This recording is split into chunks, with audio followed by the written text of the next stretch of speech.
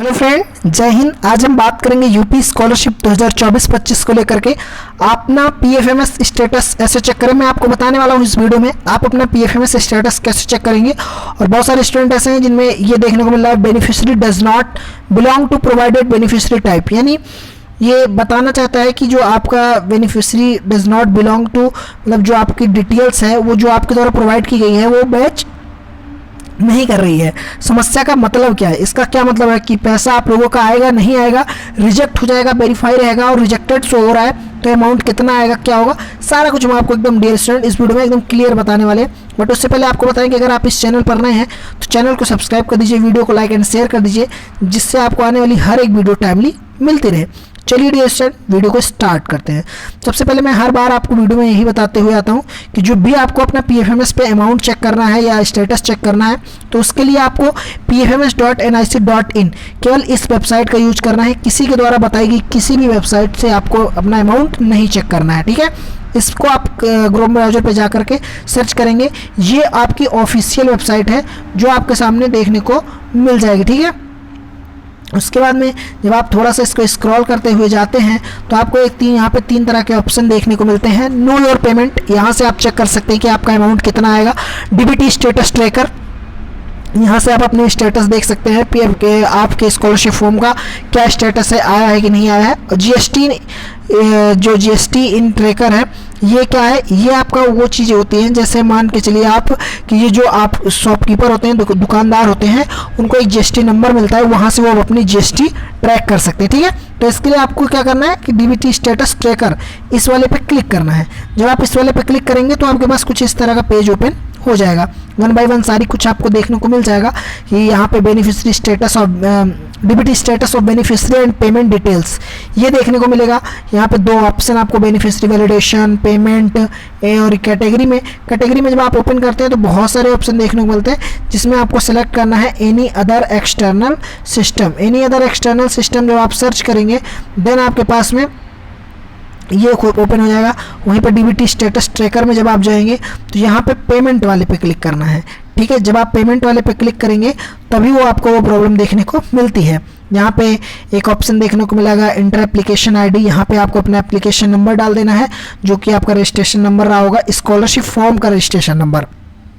उसके बाद में यहाँ पे नीचे देखेंगे वर्ड वेरिफिकेशन में यहाँ पे आपको कैप्चा डालना है। कैप्चा डालने के लिए करना क्या है, जो ऊपर आपको छोटे छोटे वर्ड्स लिखे होते हैं ना लेटर, इनको यहाँ पे उठा करके एक वर्ड बना के यहाँ ले देना है। देन यहाँ पे आपको सर्च करना है। जैसे आप इनको फिल करके सर्च करेंगे तो आपके पास या तो इस तरह से पेज ओपन हो जाएगा या फिर नो रिकॉर्ड फाउंड शो होगा। अब नो रिकॉर्ड, पहले बता दूं कि नो रिकॉर्ड फाउंड शो होगा तो क्या करना है। अगर आप यहाँ पे सर्च करते हैं और नो रिकॉर्ड फाउंड शो होता है, इसका मतलब क्या है कि आपका जो पैसा है वो अभी पीएफएमएस के द्वारा अपडेट नहीं किया गया है कि कितना आएगा, कब आएगा, ठीक है। इस वजह से नो रिकॉर्ड फाउंड्स होता है। अब ये आपके मन में एक क्वेश्चन आता है कि जिस कैटेगरी का मैं हूँ, जैसे मान लीजिए आप ओबीसी कैटेगरी के हैं और आपका दोस्त भी ओबीसी कैटेगरी का है, तो जब आप सोचते हैं कि मेरे दोस्त का आ गया तो मेरा क्यों नहीं आया, सब मेरा कुछ वेरीफाई था।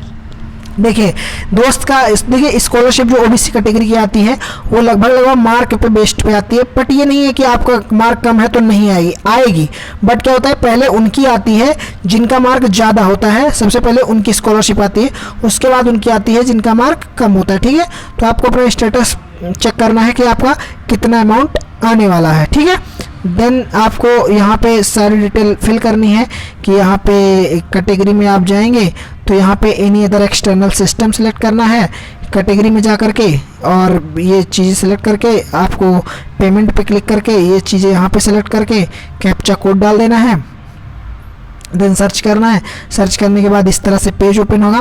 अगर आपके फॉर्म में यहाँ पर रिजेक्टेड शो हो रहा है कि यस हो रहा है रिजेक्टेड, ठीक है, तो इसका मतलब है कि आपका जो फॉर्म है वो रिजेक्ट है पीएफएमएस की तरफ से। बट इसके लिए आपको अपनी डीबीटी स्टेटस चेक कर लेना है और एनपीसीआई, क्या डीबीटी और एनपीसीआई ये चेक करने के बाद में आपके पास क्या होगा, एक पेज ओपन, अगर आपकी एनपीसीआई एक्टिव होगी।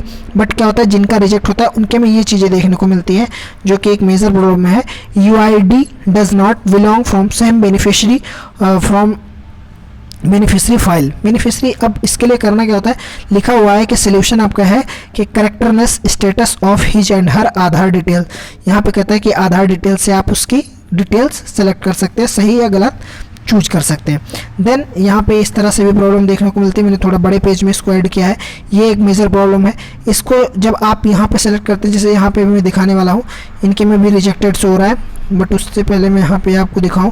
देखिए जब आपके पास यहाँ पे ये चीज़ें शो हो रही हो रिजेक्टेड, तो इसका मतलब ये है कि आप अपने फॉर्म को थोड़ा सा स्क्रॉल करेंगे। ये आप यहाँ पे अगर रिजेक्टेड शो हो रहा है तो परेशान नहीं होना, ये ऑटोमेटिक अपडेट हो जाएगा। लेकिन आपका जो स्टेटस है, स्कॉलरशिप स्टेटस है, आपका स्टेटस जो है उसको क्या करना है, चेक करना है। वहाँ पे अगर आपका फॉर्म बैंक से वेरीफाई है और यहाँ से रिजेक्ट दिखा रहा है, आपका फॉर्म स्कॉलरशिप स्टेटस में बैंक से वेरीफाई होना चाहिए और NPCI आपकी एक्टिव होनी चाहिए। भले ही यहाँ से क्यों ना रिजेक्ट हो, वो आपकी स्कॉलरशिप आ जाएगी। अगर आप में ऐसी प्रॉब्लम आ रही है तो बिल्कुल परेशान होने की ज़रूरत नहीं है, इससे आपको कुछ नहीं लेने देना। जो भी अमाउंट आपके यहाँ पे शो कर रहा होगा वो आपकी, जब आपका नंबर आएगा स्कॉलरशिप डिपार्टमेंट की लिस्ट में, तो उस टाइम आपकी स्कॉलरशिप आ जाएगी। लगभग मान के चलिए 31 मार्च तक सबकी स्कॉलरशिप आ जाएगी। जो कुछ भी स्टूडेंट मार्क को लेकर के या किसी चीज़ को लेकर के बचते हैं, फिर उनका अमाउंट जो है वो सीधे जून में ही आएगा, उससे पहले नहीं आने वाला है।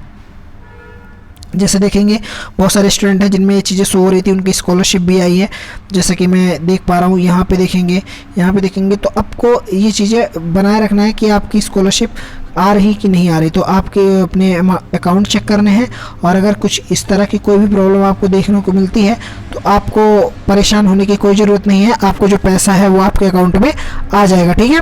जो ये प्रॉब्लम इसलिए आती है क्योंकि जब आप आधार वेरिफिकेशन करवाते हैं उस टाइम पे ये जैसे जल्दी में, जैसे आप बहुत सारी प्रॉब्लम देखे होंगे कि इनरोलमेंट नंबर वाली थी, तो इसी तरह जब इस PFMS क्या होता है कि ऑटो अपडेटेशन लगा देता है कि अपने आप वेरीफाई हो जाए, तो क्या होता है कि बहुत सारे स्टूडेंट का फॉर्म जो है वो रिजेक्ट हो जाता है। लेकिन धीरे धीरे करके क्या होता है कि वो अपडेट कर करके वेरीफाई कर देते हैं और अमाउंट शो होने लगता है, स्कॉलरशिप भी आ जाती है। तो इस समस्या के लिए आपको परेशान नहीं होना है। अगर आपकी NPCI और DBT एक्टिव है तो। अब बहुत सारे स्टूडेंट का कहना है कि DBT तो स्कॉलरशिप, NPCI जो है वो तो स्कॉलरशिप फॉर्म फिल करते टाइम ही वेरीफाई करवा ली जाती है, फिर ऐसा क्यों होता है।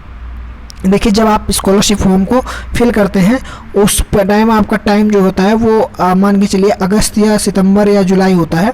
तो इन टाइम पे अगर आप फॉर्म को फिल किए होते हैं और लगातार 3 महीने तक उस बैंक अकाउंट से कोई लेन देन नहीं करते हैं, तो जो आपके NPCI है वो इनएक्टिव कर दी जाती है, या आपका अकाउंट जो है वो इनएक्टिव हो जाता है। तो इसीलिए आपको अपनी NPCI मैप्ड करवाना ज़रूरी होता है डियर स्टूडेंट। अगर चेक करवा लीजिए, अगर मैप्ड है तो कोई बात नहीं, अगर नहीं मैपिंग है तो आपको मैपिंग करवा लेनी है। आपका जो अमाउंट है वो मैक्स टू मैक्स 31 मार्च तक आपके अकाउंट में आ जाएगा। Okay dear student, thank you for watching this video में बने रहने के लिए धन्यवाद।